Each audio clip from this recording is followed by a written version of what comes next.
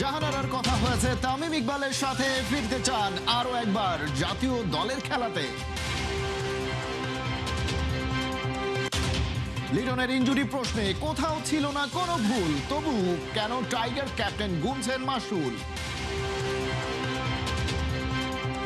বলা হয়নি যে রিপোর্ট ঠিক ছিল না, রিপোর্ট ঠিক ছিল।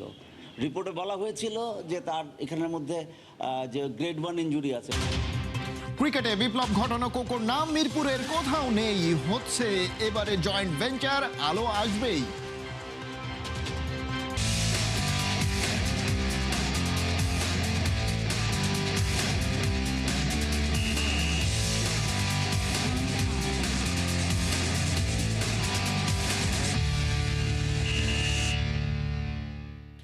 স্বাগত খেলা যোগে, আপনাদের সাথে আছি খালিদ জামিল। এখনো চোখ ভরা স্বপ্ন, জাতীয় দলে ফিরতে চান জাহানারা আলম, তবে তার আগে চান নারী ক্রিকেটে অনেক কিছুর পরিবর্তন। বিসিবি বস তামিম ইকবালের সঙ্গে কথাও হয়েছে জাহানারার।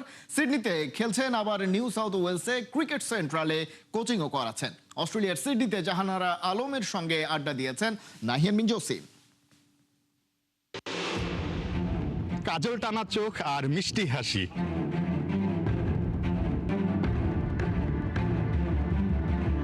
ভাই কফি হাতে, এখানে অস্ট্রেলিয়ান কফি খাচ্ছি, লং ব্ল্যাক। হ্যাঁ,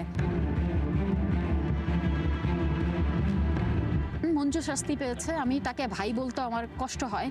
কাজল টানা চোখ আর মিষ্টি হাসি, বাংলাদেশের নারী ক্রিকেটে নিঃসন্দেহে জাহানারা আলমকে তার যারা ফ্যান আছেন অনেক বেশি মিস করেন। হুট করে পেয়ে গেলাম নিউ সাউথ ওয়েলসের ক্রিকেট সেন্ট্রালে এসে, এবং সেই হাসি, সেই কাজল টানার চোখ।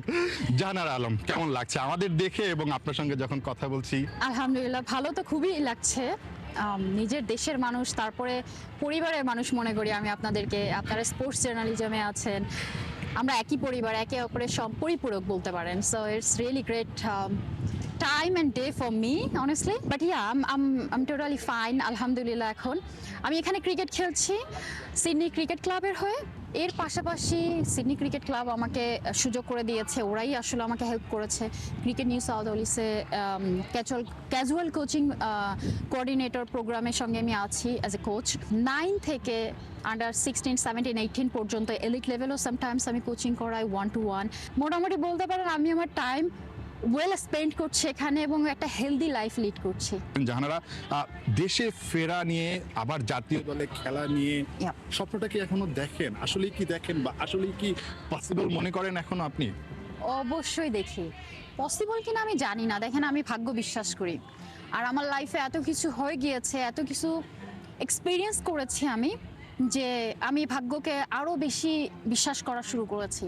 নতুন বোর্ড প্রেসিডেন্ট তামিম ইকবালের সঙ্গে কি কথা হয়েছে জাহানারা ওনার আপনার? সাথে আমার কথা হয়েছে। আচ্ছা, উনি যেহেতু এখন বোর্ডে আছেন, আপনি যেটা চাচ্ছেন দেশে ফিরে আবারও ন্যাশনাল টিমের হয়ে খেলা, এই বিষয়গুলো নিয়ে কি আসলে শেয়ার করা হয়েছে, বা বোর্ড প্রেসিডেন্ট বা বোর্ড আসলে আপনাকে এই বিষয়ে সহযোগিতা করার জন্য কতটুকু আসলে মনে হচ্ছে যে বেশ সদিচ্ছা আছে বা তারা করছে? তামিম ভাইয়ার সাথে কথা হয়েছে, তামিম ভাইয়া বলেছে আপু আমরা বিষয়টা দেখে শুনেছি, এবং বিষয়টা এরপরে যদি এরকম কিছু হয় অবশ্যই কোনো অন্যায়কে প্রশ্রয় দেওয়া হবে না।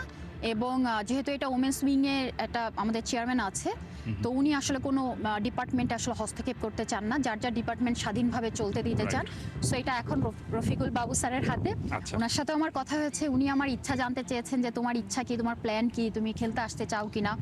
তো ওনারাও আমাকে ইগারলি ওয়েলকাম করেছেন সবসময় এবং বলেছেন তোমার জন্য দরজা সবসময় খোলা। জায়গা থেকে আপনি এখন আসলে কতটুকু স্বস্তির জায়গায় আছেন, বা ওই কান্নাটা, ওই কষ্টটা আপনার কি একটু কমেছে?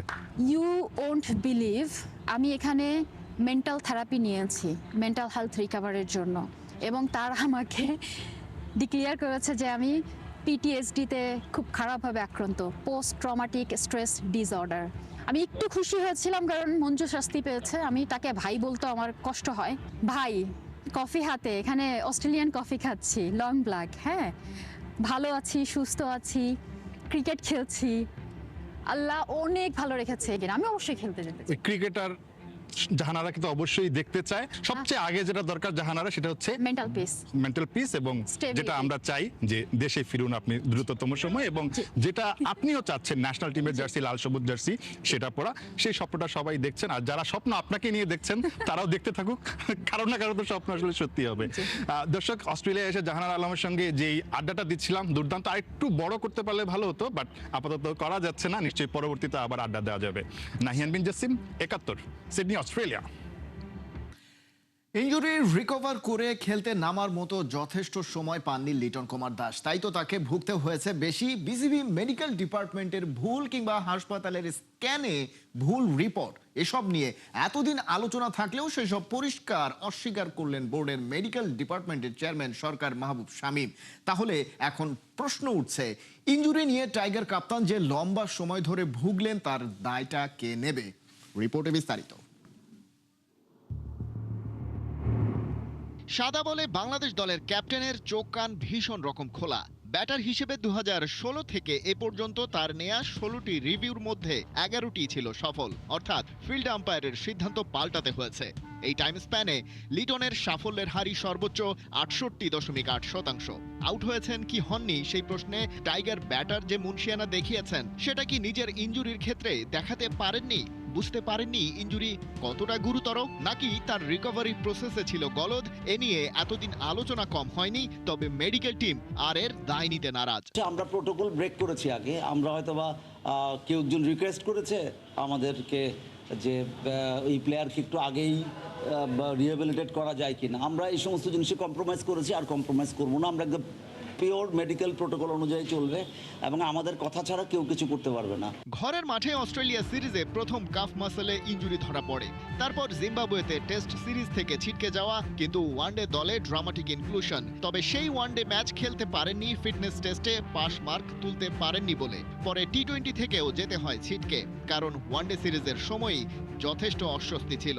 রেডিয়াল ইনজুরি ভালো হতে 21 থেকে 30 দিন সময় লাগে। কারো হয়তো 21 দিনে ভালো হয়, কারো তো 30 দিনে ভালো হয়, কারো হয়তো আরও 1 সপ্তাহ বেশি লাগে। যদি সেই রিহ্যাবিলিটেশনে থাকি তাহলে হয়তো বা কোনো গুরুত্বপূর্ণ খেলা বাকি পড়ে যায় বা যেতে পারলাম না, তো সেটা অনেক সময় আমাদের উপর একটা প্রেশার সৃষ্টি হয়। এ যাত্রায় দোষ কাকে দেবেন, দায়টাই বা নেবেন কে? জিম্বাবুয়ে সফরে একমাত্র টেস্টে বাংলাদেশের ভরাডুবির আগেই ওয়ানডে দলে নাটকীয়ভাবে লিটনকে যুক্ত করার ঘোষণা আসে। তারিখটা মিলিয়ে নিন, তারপরেও লিটনকে দলে টানা আবার বাদ দেওয়ার পেছনে বিসিবির মেডিকেল ডিপার্টমেন্টের এবং স্ক্যান রিপোর্টেরও ভুল সামনে আসে। কিন্তু এসবের কিছুই সত্যি নয় বলে দাবি করছেন মেডিকেল বিভাগের চেয়ারম্যান। তাহলে সত্যিটা কি? আমরা এটা অনেক সময় হয়তো বা কম্প্রোমাইজ করেছি, যেটা আগেই করা উচিত ছিল না। অন্যান্যদের রিকোয়েস্ট শুনে আমরা হয়তো বা সেটা কিছুটা আগে করতে দিয়েছি, বা তারই রিকোয়েস্টে আগে করতে দিয়েছি। কোথাও বলা হয়নি যে রিপোর্ট ঠিক ছিল না, রিপোর্ট ঠিক ছিল। রিপোর্টে বলা হয়েছিল যে তার এখানের মধ্যে যে গ্রেড 1 ইনজুরি আছে। আমি নিজে মেডিকেল পার্সন, আমি প্রফেসর অফ ডার্মাটোলজি। আমরা এগুলো লম্বা সময় ধরে দেখে আসছি, করে আসছি। আমি দায়িত্ব নিয়ে বলছি, দুটো রিপোর্টের মধ্যেই ঠিক মতোই আসছিল জিনিসগুলো, যে ইনজুরি আছে। এখন ইনজুরি তো ভালো হতে হলে সময় দেওয়া লাগবে। Miscommunication, misinformation, disturbance. লিটন ইস্যুতে শুরুতে মেডিকেল বিভাগ আর স্ক্যানের রিপোর্টের ওপর দায় গেলেও এখন বলা হচ্ছে ভুল কারোই হয়নি। কিন্তু যে ভুল হয়নি বলে দাবি করা হচ্ছে, তার মাসুল কেন গুনছেন টাইগার ক্রিকেটের অন্যতম সেরা ব্যাটার লিটন দাস? এ যেন এক গোলক ধাঁধা। খালিদ জামিল, 71।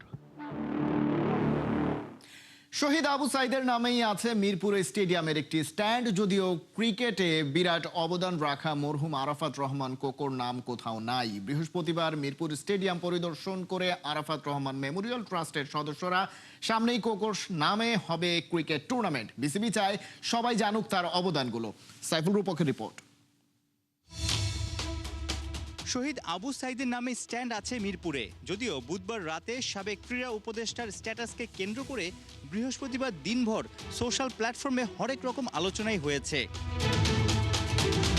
শেরেবাংলায় আবু সাইদের নাম জলজল করছে, অথচ দেশের ক্রিকেটে যার অনেক অবদান ছিল, তামিম সাকিবদের উঠে আসার রাস্তাটা যিনি মসৃণ করে দিয়েছিলেন, সেই খেলাপ্রেমিক বিসিবির ডেভেলপমেন্ট কমিটির সাবেক প্রধান মরহুম আরাফাত রহমান কোকোর নাম নেই কোথাও। বৃহস্পতিবার বিকেলে মিরপুর স্টেডিয়াম পরিদর্শনে আসে মরহুম আরাফাত রহমান মেমোরিয়াল ট্রাস্টের সদস্যরা। বিসিবি সভাপতি তামিম ইকবাল ঘুরে ঘুরে দেখান চারপাশটা। ক্রিকেটে কোকোর অবদানের কথা নতুন করে তুলে ধরতে চায় বিসিবির বর্তমান কমিটি। বিশেষ করে যারা ক্রিকেট খেলে বা ক্রিকেটার আছে যারা যারা যারা গত 17 বছর জানতো না যে মরহুম আরাফাত রহমান এবং শহীদ প্রেসিডেন্ট জিয়াউর রহমানের পরিবার ক্রিকেটের জন্য, আপনারা জানেন গত 17 বছর কিন্তু আমরা এই ধরনের মানে যারা ক্রিকেটের জন্য করে গেছে তাদের নাম নিশানাও রাখে না এখানে। সুতরাং আমরা যেহেতু এখন আলহামদুলিল্লাহ আমরা ক্রিকেট বোর্ডে আছি, আমরা সবাই মিলে ওনাকে কিভাবে আরও সম্মানিত করা যায় সেই বিষয়গুলি আমরা খেয়াল রাখছি এবং ইনশাল্লাহ তাকে সম্মানিত করার জন্য যত রকম পদক্ষেপ আছে সব গ্রহণ করব। সুইমিং পুলটা তো যখন হবে নিশ্চয়ই এটার একটা নাম দেওয়ার আলোচনা হবে বোর্ডে বা মন্ত্রণালয় এটার সাথে যুক্ত থাকবে। আপনি কি আপনার জায়গা থেকে বলবেন কিনা যে আরাফাত রহমান কোকো যার ক্রিকেটে এত অবদান ছিল তার নামে সুইমিং পুলটা বিসিবির প্রাঙ্গণে হলে কেমন হবে? এটা হলে তো অনেক ভালো হয়। তারপরে আমি বলছি আমরা বোর্ডে বসে একটি সিদ্ধান্ত নিব, তবে কিছু একটা করব, এটা নিয়ে কোনো সন্দেহ নেই। বিসিবি একাডেমির উন্নয়ন, দেশব্যাপী ইনডোর বানানো, বিদেশি কোচ এনে দেশি কোচ ও ক্রিকেটারদের পোক্ত করা সহ নানাভাবে ক্রিকেট উন্নয়নে অবদান রেখে গেছেন মরহুম আরাফাত রহমান কোকো। বছরের শেষ দিকেই আসছে তার নামে ক্রিকেট টুর্নামেন্ট, দেশব্যাপী সাড়া ফেলার লক্ষ্য। বিসিবি না শুধু সারা বাংলাদেশের ক্রিকেটের ওনার অবদান ছিল। তো আমরা Arafat Rahman cocoa Memorial trust পাবো এই সহ আমরা এই নভেম্বরের থেকে ডিসেম্বরের মধ্যে ইনশাল্লাহ আমাদের ওনার সারা বাংলাদেশে ওনার নামে টুর্নামেন্ট শুরু হবে। এই টুর্নামেন্টটা মাঠে করাবে। এই আমরা শুধু একটা নাম ফলক অথবা কোনো কিছু দিলে ওইটাতে যে ওনার সম্মান চলে আসবে না। আমরা যদি সারা বাংলাদেশে ওনার যে বিগত দিনে উনি মারা যাওয়ার আগ পর্যন্ত যে কাজগুলো ক্রিকেটের জন্য করে গেছেন সেইগুলোকে যদি আমরা বাঁচায় রাখি তাহলে এটা হচ্ছে ওনার জন্য সবচেয়ে বড় সম্মানজনক জায়গায় হবে। শুধু ক্রিকেট নয়, দেশের ক্রীড়াঙ্গনের উন্নতিতে নানা পদক্ষেপ নেওয়ার পরিকল্পনা আছে মরহুম আরাফাত রহমান মেমোরিয়াল ট্রাস্টের। আজকে এখানে এসেছিলেন কামাল উদ্দিন সাহেব, উনি হচ্ছেন জিয়াউর রহমান ফাউন্ডেশন ইউরোপের কোঅর্ডিনেটর, প্লাস উনি আরাফাত রহমান কোকো মেমোরিয়াল ট্রাস্টের একজন অ্যাডভাইজার।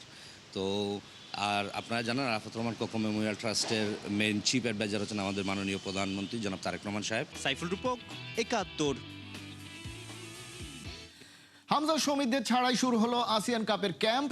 ফাহিম, সাদ, সোহেলদের নিয়ে টমাস ডুলির অধীনে শুরু হয়েছে মিশন এশিয়া কাপ প্রিপারেশন। তবে প্রবাসী ফুটবলাররা এই ক্যাম্পে কবে যোগ দেবেন তা নিশ্চিত করে বলতে পারছে না বাফুফে। ২৮ লোকাল ফুটবলার নিয়ে বৃহস্পতিবারই প্রথম দিনের ট্রেনিং সেশন শুরু করবে বাংলাদেশ। বিস্তারিত শেখ আশিকের রিপোর্টে।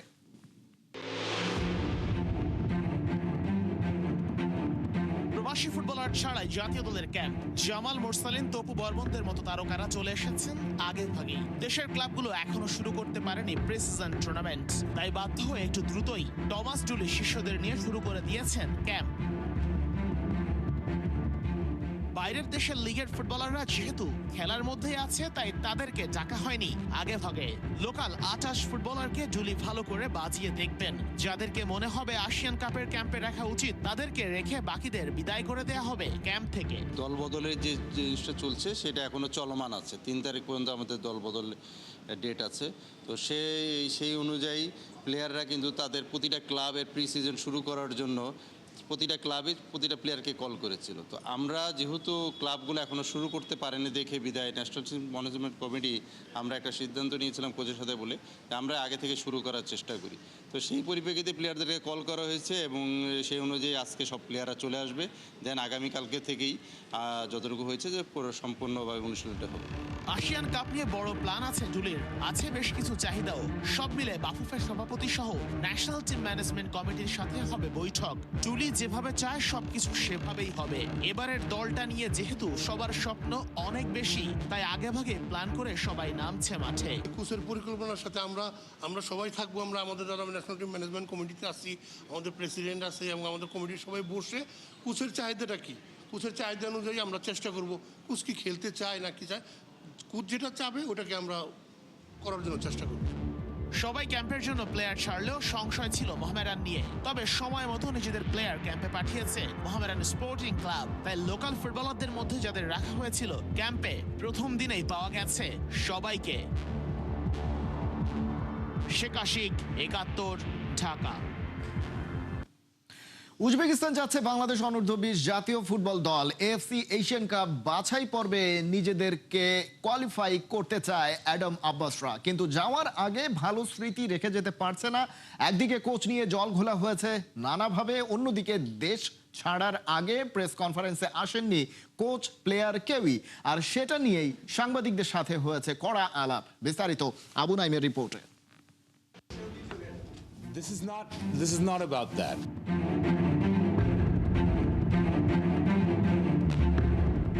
No player no coach. Uzbekistan যাওয়ার আগে প্রেস কনফারেন্সে মাঠ ও ডাগআউটে যারা থাকবেন এমন কেউই ছিলেন না। কয়েকদিন আগে বরখাস্ত নাটকের পর এমন সিনারিও দেখে আপনি মেলাতে পারেন নানান সমীকরণ, কিন্তু এখানে একটা ব্যাপার ঘটেছে একেবারে ভিন্ন। প্রেস কনফারেন্সে সময় নষ্ট, বরং ওই সময়টা ট্রেনিংয়ে দেওয়া যাক। অদ্ভুত ব্রিটিশ কোচের আরও অদ্ভুত দর্শন। আসেননি জেরার্ড জোন্স আর প্লেয়ারদের কেউ। সিরিয়াসনেসের লেভেলটা একবার দেখুন। এএফসি এশিয়ান কাপের বাছাইয়ের জন্য অ্যাডাম আব্বাসরা যেন লড়ছেন জান প্রাণ দিয়ে। এক চুলো ছেড়ে কথা বলছেন না তারা। হয়তো ট্রেনিংয়ে ব্যস্ত 24 ঘন্টায় অফিসিয়াল প্রেস মিট করার সময় নাই, তবে অন্তত কোচ এলে জানা যেত এবার তাদের মিশনটা কি। আপাতত টিম ম্যানেজারই শেষ সম্বল। এখন আমি বলতে পারি যে অনেকটা ঠান্ডাই আছে, we are in a calm situation, আর সবাই এখন এক্সাইটেড খেলার জন্য। যেহেতু এখন খেলাটা ইজ অন দ্য হরাইজন, আমরা এখন যে যাচ্ছি, মানুষ টিকিট হাতে পাচ্ছে, প্যাকিং করতেছে, এই এক্সাইটমেন্টটা এখন has overshadowed any other things that might have happened in the past. So এখন আমি বলবো যে the team is in a good mood going forward. We are ready for Uzbekistan এবং আমরা খেলার উপরে ফোকাস করতে চাই। গেল কয়েকটা দিন কোচ ইস্যু নিয়ে এত বেশি কথা হয়েছে যে সেটার কর্তারাও মেনে নিতে পারছেন না। ব্যাপারটা কি আসলেই তাই যে প্রেস কনফারেন্সে আসবো না আর বরখাস্ত ইস্যু নিয়েও কোনো কথা শুনতে হবে না, ফোকাসটা রাখতে হবে শুধু মাঠের ফুটবলে? কিন্তু সেটা থাকছে তো? আমাদের এখন we have a tournament in front of us, we have a very important qualification campaign in front of us, we have to focus on that. আমরা আমাদের ফোকাসটা এখন ওইটার উপরে দেই। আমরা যদি অফ দ্য ফিল্ড ম্যাটার নিয়ে কনসেন্ট্রেট করি, এই টিমের ডিস্ট্রাকশনটা আরো খারাপ। it will be very distracted from what our goal is. তো আমরা এখন একটু যদি অন দ্য ফিল্ড ম্যাটার্স নিয়ে একটু আলাপ করতে পারি, এটা নিয়ে যদি আমরা থাকি, all the of the field matters যেটা আমাদের টেকনিক্যাল ডাইরেক্টর বলল। এএফসি এশিয়ান কাপের বাছাই এটা। মূল পর্বে খেলার স্বপ্ন বাংলাদেশ দল দেখে। দূর দেশ থেকে আসা অ্যাডাম আব্বাসও এই একই স্বপ্নে বিভোর। কিন্তু কোচ ইস্যুর পর উত্তপ্ত প্রেস কনফারেন্স দলটাকে ঠিক কতটা মেন্টালি ফ্রি থাকতে দিচ্ছে সেই প্রশ্নও তো করা যায়। যেটা আপনারা রেজ করছেন is a valid point. Team যাচ্ছে, টিমের কোচ নাই, এখানে সে তার প্ল্যান নিয়ে কীভাবে বলবে, যেটা আপনারা সবসময় জানতে চান যে আপনি কতদিন ক্যাম্প করলেন, সামনে কি। সো এটা স্পেশাল একটা সার্কামস্ট্যান্সেসে আমরা এভাবে করছি, এটার জন্য উই আর অ্যাপোলোজাইজিং, এটা তো অবশ্যই। আবু নাইম, ৭১। লামিন ইয়ামালের জন্মেরও প্রায় 6 বছর আগে 2001 সালে শেষবার বার্সার মাঠে লিগ জিতেছিল অ্যাথলেটিক বিলবাও। তারপর এক প্রজন্ম বদলে গেছে, ক্যাম্প নুতে গল্পটা বদলায়নি। এবার সেই দেয়ালের সামনে এমন এক বার্সা যারা এলচেকে 5 গোলে উড়িয়ে মৌসুম শুরু করেছে। ঘরের মাঠে টানা 19 লিগ ম্যাচ জিতেছে, সঙ্গে রদ্রির সম্ভাব্য অভিষেক। তাই রাত 1টায় অ্যাথলেটিকের বিপক্ষে ম্যাচটা শুধু দ্বিতীয় জয়ের খোঁজ নয়, চ্যাম্পিয়ন বার্সা কতটা আরও ভয়ঙ্কর হয়েছে তার প্রথম ঘরের পরীক্ষা। জুবাইনুরের ম্যাচ প্রিভিউ। 2001 সালের নভেম্বর ক্যাম্প নুতে অ্যাথলেটিক জিতেছিল 2-1 গোলে। তখনও লামিন ইয়ামালের পৃথিবীতে আসতেই বাকি আরো 5 বছর 8 মাস। তারপর সেই শিশু জন্মেছে, মেসির সাথে ঐতিহাসিক ছবি তুলেছে, লা মাসিয়ায় বড় হয়েছে, বার্সার আক্রমণের মুখ হয়েছে। কিন্তু অ্যাথলেটিকের অপেক্ষা শেষ হয়নি। এরপর বার্সার মাঠে 24 লিগ ম্যাচ, 21 হার, 3 ড্র, যেখানে কোনো জয় নেই। ফুটবল বদলেছে, স্টেডিয়াম বদলেছে, প্রজন্ম বদলেছে, এই এক হিসাব এখনো বদলায়নি। কাতালুনিয়ায় বাসদের দরজা এখনো বন্ধ। এবার সেই দরজার পাহারায় হ্যান্সি ফ্লিকের বার্সেলোনা। ঘরের মাঠে টানা 19 লিগ জয়, একই কোচের অধীনে 1973-74 সালের পর ক্লাবের দীর্ঘতম ধারা। অ্যাথলেটিকের বিপক্ষেও সর্বশেষ 6 দেখায় 6 জয়, গোল 17টি, হজম মাত্র 1টি। ইতিহাস তাই শুধু বার্সার পক্ষে নয়, প্রায় একতরফা সমীকরণ। গত মৌসুমে 94 পয়েন্ট আর 95 গোল নিয়ে লিগ শিরোপা জিতে বার্সেলোনা এবার টানা তৃতীয় শিরোপার পথে। তাই আগস্টেই বার্তাটা গুরুত্বপূর্ণ। রিয়াল মাদ্রিদকে শুধু পয়েন্টে নয়, মানসিক চাপেও পেছনে রাখতে হবে। 5 গোলের পর ঘরের মাঠে আরেকটি দাপুটে জয়, শিরোপা দৌড়ের শুরুতেই হতে পারে আরেকটি বার্সা রিয়াল টানাটানি যুদ্ধ। সংখ্যাও সেই আগুনের কথাই বলে। ইউরোপের শীর্ষ 5 লিগে 2026 সালে বার্সাই একমাত্র দল যাদের একাধিক খেলোয়াড় সব প্রতিযোগিতা মিলিয়ে 15 বা তার বেশি গোল করেছেন। Raphinha 16, Yamal 15। অর্থাৎ গোলের বোঝা এখন একজনের কাঁধে নয়, বিপদ ডানে, বিপদ বামে, বিপদ মাঝখানেও। অন্যদিকে এদিন তেরজিচের অ্যাথলেটিক এসেছে আহত অবস্থায়। সেভিয়ার বিপক্ষে 11 মিনিটেই ইউরি বেরচিচের লাল কার্ড, শেষে 3-1 হার। লিগে টানা 5 ম্যাচে জয় নেই। 2026 সালে ক্লিনশিট মাত্র একটি। একই সময়ে বার্সার 10টি। ইউরি নিষিদ্ধ, ড্যানিয়েল ভিভিয়ানো বাইরে। সংখ্যায় ব্যবধানও বড়, আত্মবিশ্বাসেও ঘাটতি আছে। তবু বাসদের একটা অস্ত্র আছে, বার্সার হাইলাইনের পেছনের ঘাস।